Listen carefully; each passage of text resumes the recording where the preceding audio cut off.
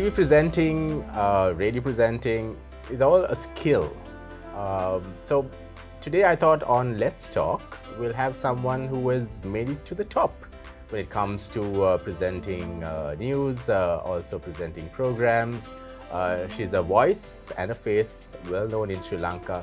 So let's talk to Sharon Mascarenhas. Hi. Hi Sharon, welcome to the program. Thank you for having me. How informal should we be here? You can be as informal Okay. as you want. Okay. I mean, you can even interview me instead of me doing you. Yeah, because I don't think a lot of people know about you, how you've been out there doing presenting or online camera. I used to ask tips from him.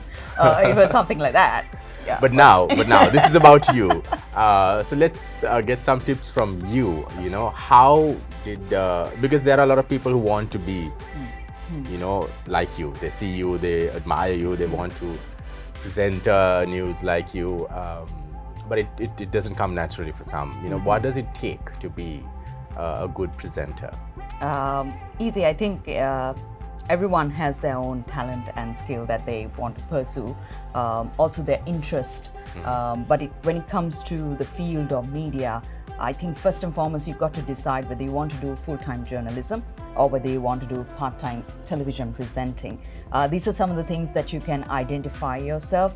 The main area first is for you to build yourself. That's the most important thing, because in case you have a bit of a drawback in terms of communication with whatever the language that you have selected, you can improve yourself. So whether it's theatre, whether it's public speaking, any of those areas, I think that's where you really need to see where I am. It's not always about, I know it all, I can make it happen, and it's just a few words to go out there and say in front of a screen or, you know, in front of a microphone. It's not necessarily that. Then two will be your vocal. Different people have different tones, and we respect, and over the years we've seen various kinds of voices coming out. And if you find that this tone is not what you are happy with and how it's not accepted by society, not that you necessarily have to see what society sees, but there is a blend that's really needed for the business or the professional culture. So you need that kind of vocal tone. Sometimes you might feel that your voice is good enough, but then, you know, you go out there and then others feel different. And then some people would be like, the simplest example would be like, you know, when you say hello to someone and when you say hello, could be in two different vocal tones. So you need to sort of practice yourself. And then you need the kind of skills and network. Networking is also one of the key areas that you really need to build up on. So first, I think you need to identify where my drawbacks are, how do I build myself, where should I start, all of these areas. And then from there, it's the little practice and the homework and the necessary training that is involved. Then I think you also should start somewhere, start working somewhere, get on the field, go around, meet people, grab a mic. I mean, you can be a part of an institution, be a part of Daily Mirror if you like, or High TV, or, you know, you have so many opportunities out there to be a part of an institution and grab that practice. It's not just about earning an income. I think you should be passionate about how you grow yourself. And then from there, you build your little networks, you meet people, you say hi to them, you have a professional network with them, and then you build your contacts that you can get into comparing. Right. But sticking with news, you know, some people, you know, want to be on television, you know, just to have their face on TV. Absolutely. But then, don't you need the knowledge as well? Like for example, when it comes to news especially, you know, sometimes you feel that, okay, everything's given to you on television especially, and even on radio, that the script is given to you. You don't need to have a background knowledge about, say, politics or the subject that you're actually going to be presenting. Can I give you a funny example? Yeah.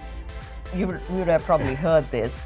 So when I joined television straight after school, it was all about concentration of the words, the kind of glide that you give in your script, and also the pronunciation. No accent, just the pronunciation of whether people can actually understand what you are delivering. And you don't take the content to your head as to what you are reading. And it was a particular script about reading out an individual's name, and it was the late Atha Uda which I read it as Atha Uda It had a lot of pauses, but if I was actually concentrating on it, you would have got the names right. And then you will also, you need that little background knowledge of, you have to know who your parliamentarians are. You have to know the background of politics, the current affairs, the situation that's happening right now. All of this is a mix. So with that little mistake where, you know, you realize that, you really need to do a background study and you need to be aware of things that's happening. Even with the IMF situation, maybe be more educated about it. It's not just about somebody's giving you a script and you just need to read it out. No, you need to know the numbers and the figures and what's really happening there.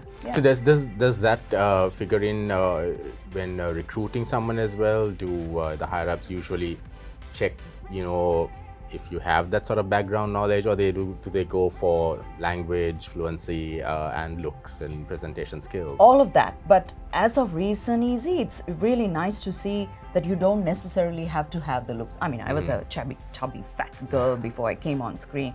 And once you started appearing, you have this little thing where everyone comes up to you and says, I saw you on TV. And then you're like, oh no. And then, you know how the Sri Lankan way of saying you put on weight and, you know, you look too skinny.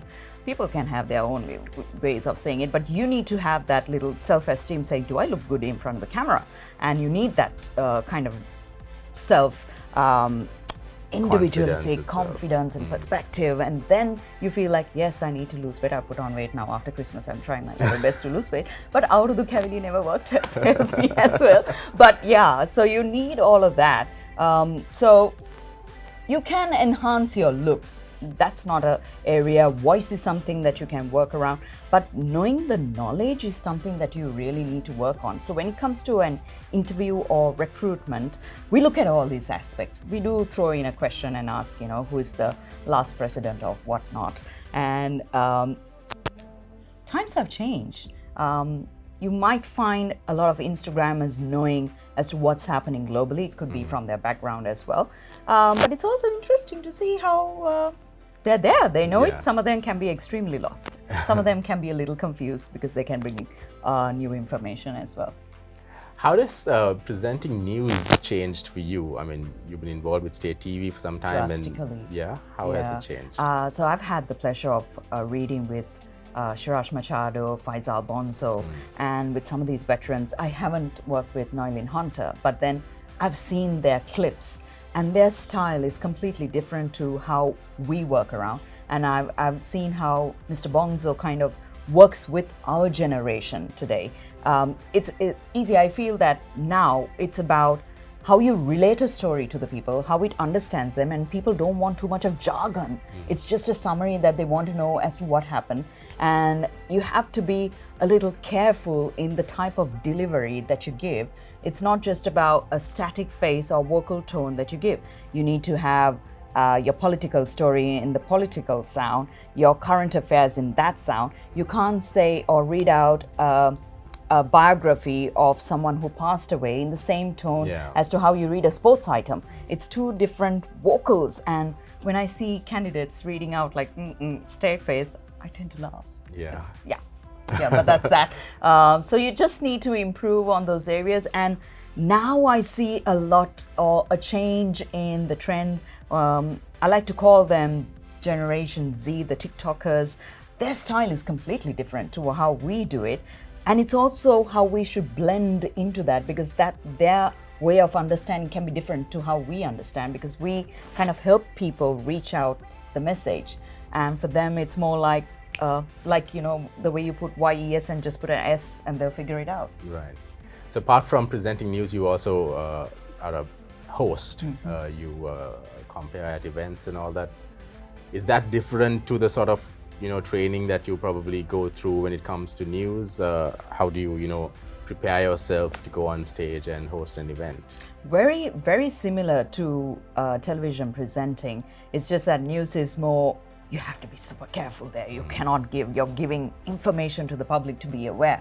But presentation, it depends on the event. If we're celebrating a company, awards, loyalty, we're celebrating individuals, we're celebrating teams. So then it changes. And you're supposed to pay attention to the person in the audience who's seated there, maybe for 3 hours. How do you keep him involved or her involved right throughout the entire event, just to make sure that he or she doesn't take the phone and start texting, or keep them alert with their eye contact, with the entertainment. So it's a tough task, and in most cases you have to be prepared if for whatever the situation that happens. What do you say at that time? Do you interview? Do you joke? Do you sort of have a backup plan for an incident that takes place? For example, last year we had a lot of power cuts, and not everyone has generators, especially in an outdoor event. Then when it comes to sounds, when it comes to the delivery, all of a sudden you'll have a blackout, and then you're like, okay, do I just stay there as an MC without doing anything till the power comes back, or do I start talking? So it's a challenge. You have to know, because you are the master of ceremonies, you're responsible for the event. You don't pass on your things to the client or the organizer saying that's his duty, that's her duty. No, it's a collective effort. So you've got to be smart according to the situation and give in that delivery. I love being a master of ceremonies. It's been truly rewarding, because it's not just about earning an income. It's also about people coming and saying, wow, you made us feel like actually the whole appreciation of an individual, of them winning an award or winning something in their life. You made us feel that, and that happiness is what we feel really good about, and someday that will be what will be in our memory, that we were part of. So which would prefer to be, master of ceremonies or news presenter? Tuffy. I've been balancing and going so far, so it's so good. Okay. And being a woman, has that been tough? Being a news presenter, master of ceremonies, a host. You see a lot being said about women these days. All sorts of quote unquote rubbish being said as well. Have you faced situations like that?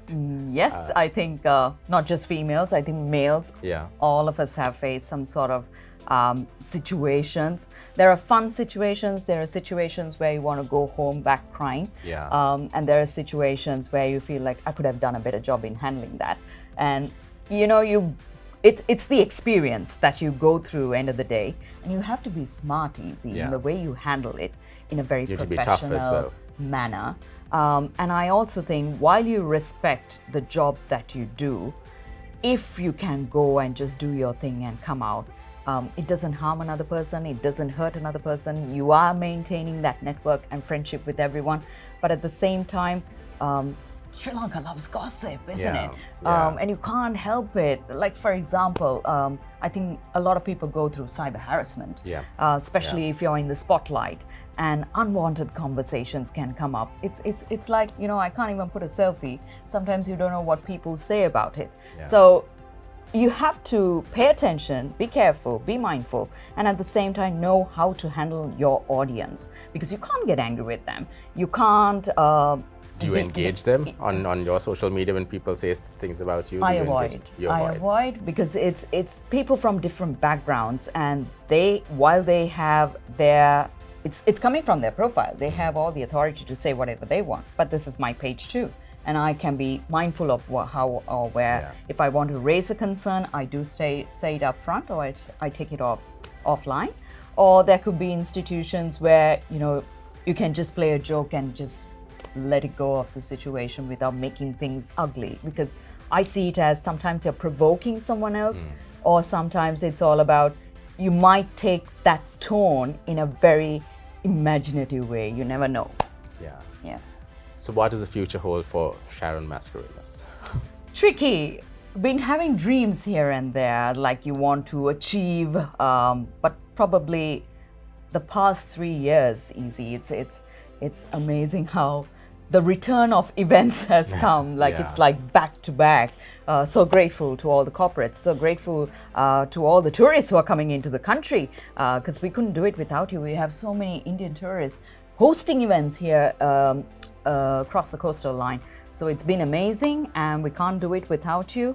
But it's also been a bit tiring, because your balance in how you have been managing all this can be a bit too much.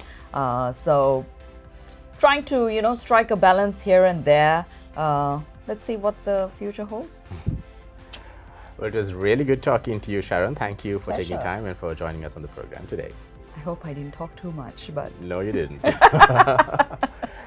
And that's all the time we have for you for Let's Talk for this week. Till next time, stay safe.